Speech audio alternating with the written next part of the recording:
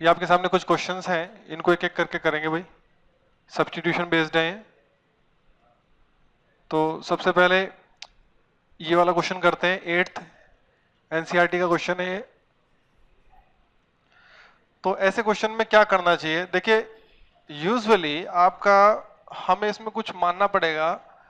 क्या माने इसमें, जो अंडर रूट के अंदर है ये, इस पूरे को आप टी मान लीजिए। सॉल्यूशन स्टार्ट करते हैं इसका। Let 1 plus 2x² equals to t. अब यहां पर आप कर दीजिए डिफरेंशिएट। जब आप इसको डिफरेंशिएट करेंगे तो 1 का 0 और यहां पर हो जाएगा 4x dx equals to dt। तो जो x dx है उसकी वैल्यू हो जाती है dt बाय 4। तो यहां भी आप देख सकते हो ये जो आपका x है और ये आपका इधर dx है, तो यानी कि इनको तो मिला के आप लिख सकते हो dt बाय 4 और इसको लिख सकते हो आप t। ठीक है, तो जो आपका जो इंटीग्रेशन है, अगर इसको मैं इंटीग्रेशन i से डिनोट करता हूं तो जो आपका इंटीग्रेशन है वो क्या बन जाता है आपका, अंडर रूट में t और ये आपका dt और अपॉन में 4। अपॉन में 4 चाहो तो आप, क्योंकि कांस्टेंट है, बाहर ले जाओ और ये रह जाएगा t की पावर 1/2 और dt। अब आप इंटीग्रेट कर दीजिए इसको, x की पावर n का फॉर्मूला लगेगा।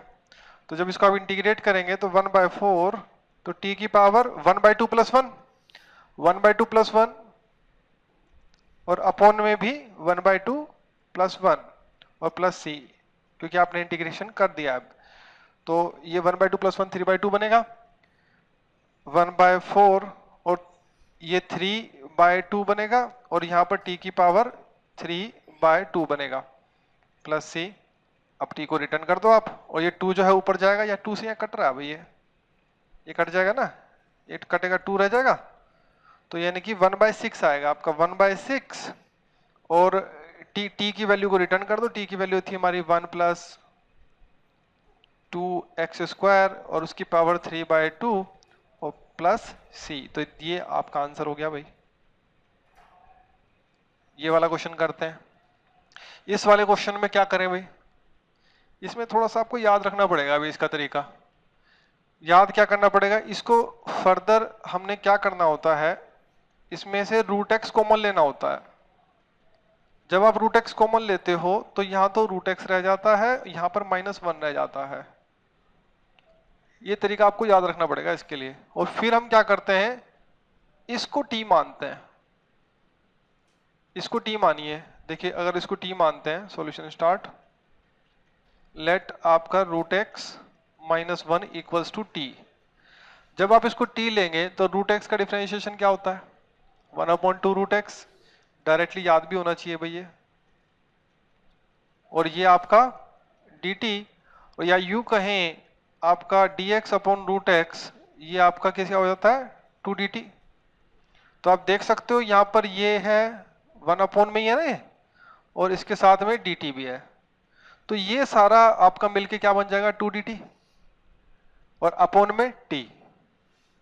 तो जो अगर ये हमें बात करते हैं, इसको अगर हम इंटीग्रेशन i से डिनोट किया हुआ था, सपोज कीजिए ये आपका इंटीग्रेशन i है, तो जो इंटीग्रेशन i है वो आपका क्या बन जाएगा 2dt बन गया ऊपर तो, और नीचे आपका t बन गया। तो चाहो तो 2 बाहर ले लो, नहीं तो कोई बात नहीं, डायरेक्ट ले सकते हो। तो इसका क्या हो जाएगा 2ln t natural log t, ये बन जाएगा। अब t को रिटर्न कर दीजिए, तो t की वैल्यू हमारी जो है क्या है, हमने मानी थी रूट एक्स -1 प्लस c। तो this will be your answer, highlight it. ठीक है, कुछ और क्वेश्चन भी करते हैं। अब ये वाले क्वेश्चन करेंगे हम। इस वाले क्वेश्चन में भी आपको थोड़ा याद रखना पड़ेगा। याद क्या रखना पड़ेगा, इसको पहले तो चलो i बोल देते हैं, और ये जो i है ये आपका कुछ ऐसे लिखिए x³ -1 1/3, और ये जो x की पावर 5 है ना, उसको x³ इंटू x² लिख दो आप। इसका फायदा आपको आगे चल के पता चलेगा। और देखिए हमेशा t है ना, जो चीज आपको अटपटी सी लग रही हो ना उसको मानना चाहिए। जैसे 1/3 है ना, ये अजीब सा लग रहा है तो इसको t मानो आप। जैसे जैसे आप प्रैक्टिस करोगे वैसे वैसे आपको चीजें पता लग जाएंगी। लेट करना है आपको x³ -1 को t। जब आप इसको डिफरेंशिएट कर देंगे तो बनेगा 3x² dx equals to dt और आपका x² dx बन जाता है dt/3।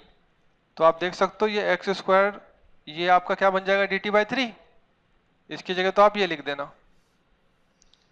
तो i, ये तो आपका t है, ये तो t की पावर 1/3 बन गया।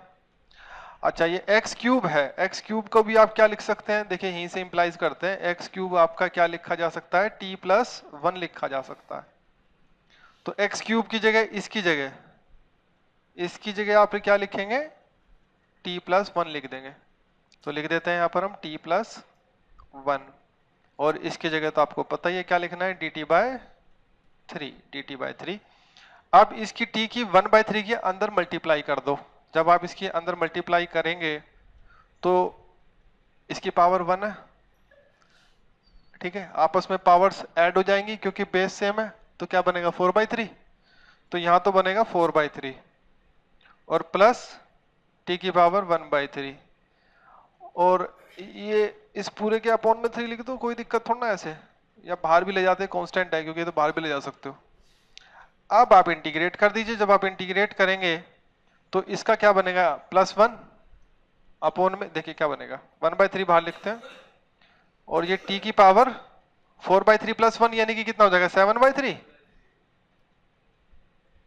और इस पूरे के अपॉन में 7/3 और प्लस ये क्या बन जाएगा 4/3, t की पावर 4/3 अपॉन में 4/3 प्लस c, और इसमें आप देख सकते हो अगर 3 कट जाएगा, ये 3 कट रहा है ना, तो दिस इक्वल्स टू आपका जो है आंसर आ जाएगा 3, आपका कॉमन लेके कट जाएगा और t को रिटर्न कर दो आप। t हमने रिटर्न करना शुरू कर दिया, t हमारा क्या था, x³ - 1 था भाई, x³ - 1 उसकी पावर 7/3 अपॉन में 7, ठीक है, और यहां पर x³ - 1 उसकी पावर क्या 4/3 अपॉन में 4 प्लस c। तो this will be your answer, highlight it.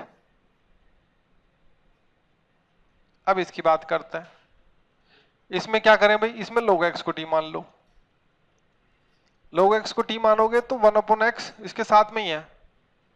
देखो solution, let your log x is equals to t। अगर आप डिफरेंशिएट करते हैं तो 1/x dx equals to dt।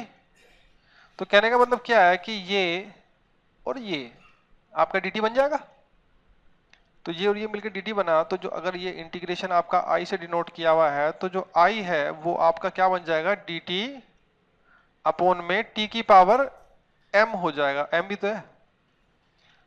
अब क्या करें, इसको आप ऐसे भी लिख सकते हैं, t की पावर -m लिख सकते हैं कि नहीं, लिख सकते हैं, और t की पावर -m+1 और अपॉन में -m+1 और प्लस c, ये बनेगा।